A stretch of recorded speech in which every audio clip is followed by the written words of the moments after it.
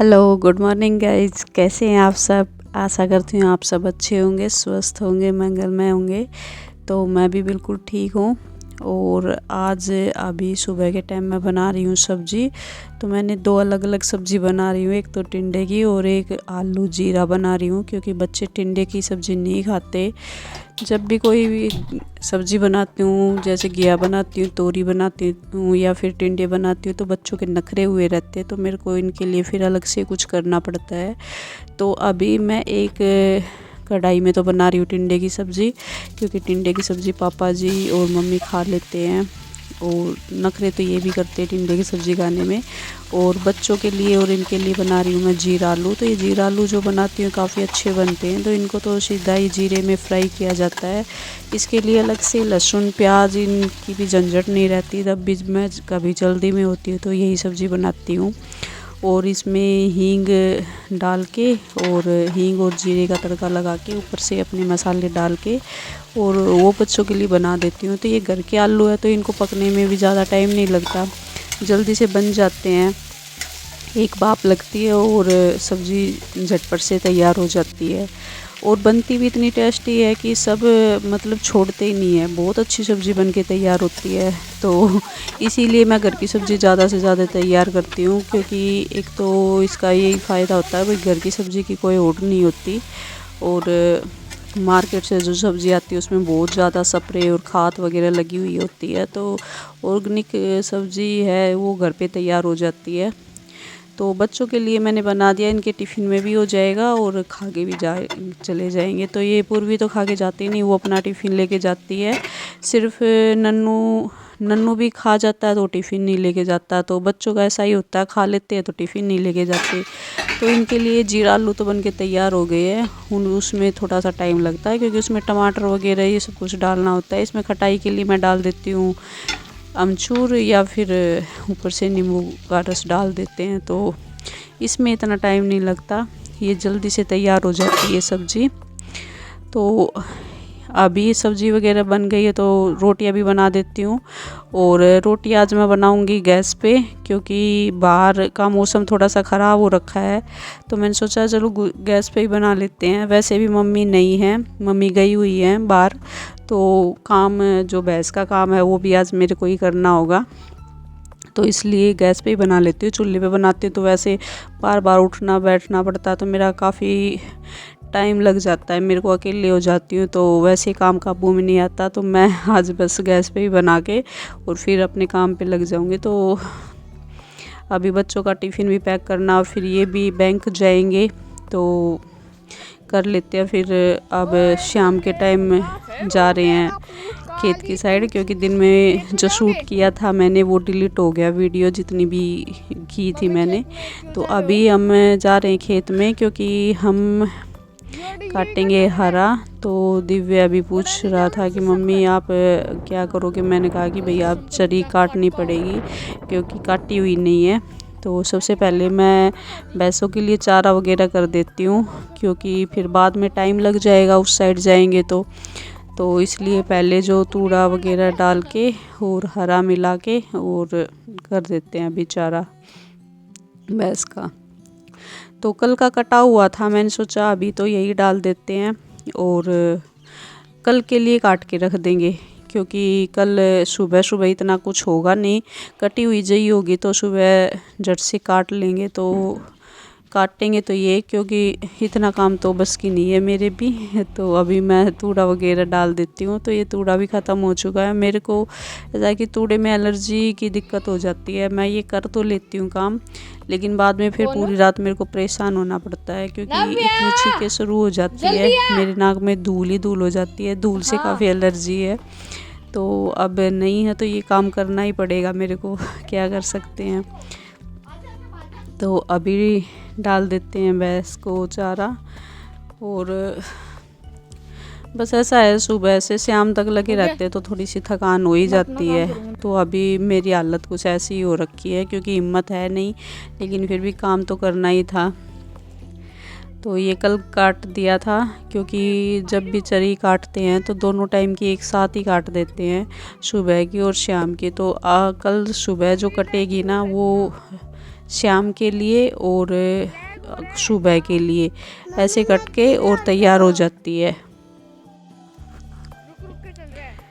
तो मैंने 2 परात तूड़े की डाल के ऊपर से 1-1.5 परात के लगभग ये हरा डाल दिया है और इसको मिला देंगे और दूध निकालने के बाद इसकी चाट वगैरह करेंगे, क्योंकि पहले डाल देते हैं तो फिर इसके नखरे हो जाते हैं दूध के। तो अभी चारा वगैरह हो गया, तो अभी हम आ गए हैं जई में। तो ये काफ़ी हिस्से में इन्होंने जई लगाई हुई है, क्योंकि ऐसा कि हरा चारा हो जाता है भैंसों के लिए। और हमारे ऐसा है कि 2 भैंस है और 1 पाडा है, तो 3 पशु हो ही जाते हैं खाने के लिए। तो उसके लिए फिर इन्होंने ज़्यादा ही बो दी। तो जई और जो पालक पता नहीं क्या होता है वो एक और लगाया हुआ था इन्होंने। तो ये 2 तरह का चारा लगाया हुआ था। तो ये जई अभी इतनी बड़ी नहीं हुई, जो पहले लगाई थी इन्होंने वो ऐसा ख़राब हो गई, इनकी फ्लॉप हो गई, क्योंकि उसमें घास वगैरह ज़्यादा हो गया। इन्होंने उस हिसाब से लगाया था क्यारियाँ बना के, तो वो नहीं लगने पाई। तो इन्होंने फिर ये दोबारा लगाई, तो ये अच्छे से लगी हुई है, काफ़ी अच्छी लगी हुई है। तो अभी इतनी बड़ी भी नहीं हुई, छोटी है।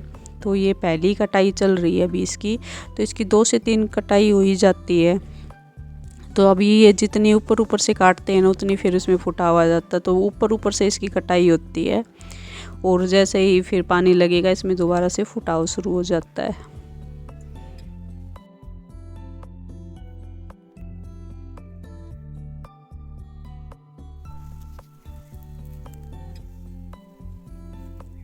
तो ये कुछ ज़्यादा हो जाती है, मैंने सोचा थोड़ा थोड़ा करके काट के और वहाँ पे डाल देते हैं जहाँ गंडासे से काटी जाएगी इसको।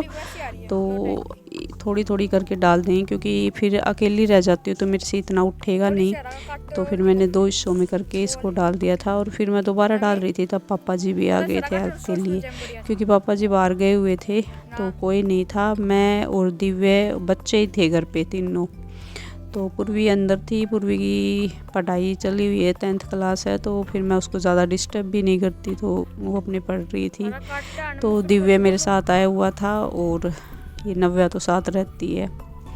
तो मैंने 2 हिस्सों में करके और इसको काट लिया। तो जब जई लगाते हैं तो इसमें साथ में मेथी या फिर सरसों डाल देते हैं, फिर इसमें बरकत हो जाती है। और मेथी जब कटती है ना इसके साथ, जई के साथ, तो ऐसा है कि पशुओं को थोड़ा सा हाजमा हो जाता है, तो इसमें परेशानी नहीं होती। तो अभी दूसरी बार लेके गए तब पापा जी आ गए थे।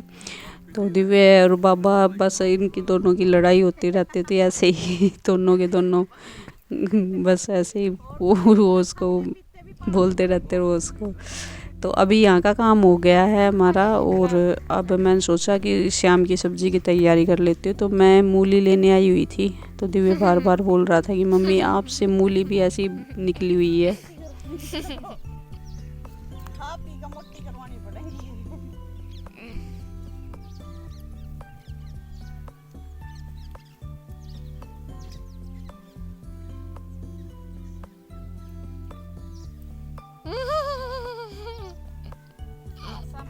तो मूलियाँ सारी ऐसी थी, तो मैंने सोचा चलो मूली तो इतनी नहीं है, फिर इसके पत्तों की कुछ ना कुछ रेसिपी बनाएंगे।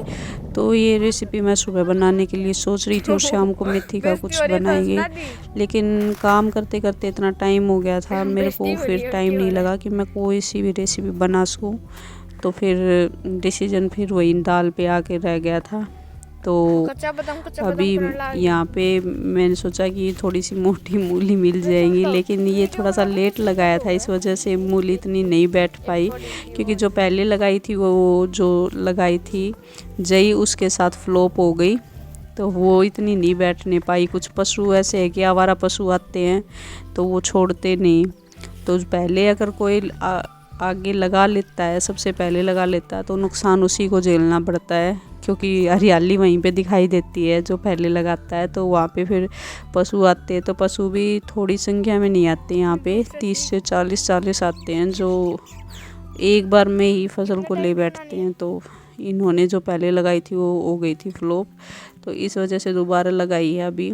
और दोबारा लगाई तब वो इतनी अभी मोटी नहीं हुई है। फिर मैंने सोचा चलो ठीक है बाद में देखेंगे।